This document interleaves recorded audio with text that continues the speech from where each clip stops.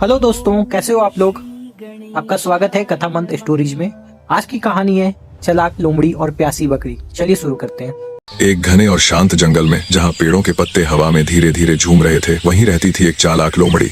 एक दिन वह घूमते घूमते एक पुराने कुएं के पास पहुंची।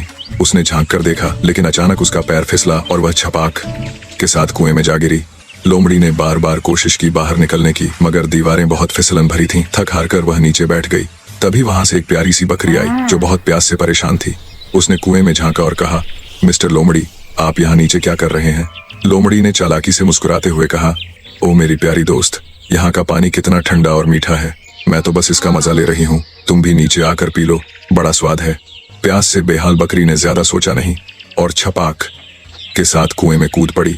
कुछ देर तक उसने पानी पिया और खुश हुई, लेकिन फिर घबरा कर बोली, अरे अब हम बाहर कैसे निकलेंगे?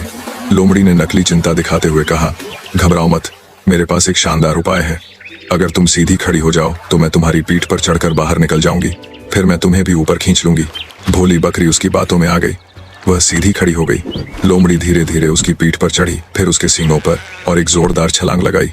पलक झपकते ही वो कुएं से बाहर थी। बकरी ने खुश होकर कहा, अब मुझे भी ऊपर खींच लो मिस्टर लोमड़ी। लोमड़ी मुस्कुराई और बोली, मेरी प्यारी बकरी, अगर तुमने कूदने से पहले थोड़ा सोचा होता तो आज इस मुसीबत में नहीं फंसती। और वो सिर ऊंचा करके गर्व से जंगल की ओर चल पड़ी।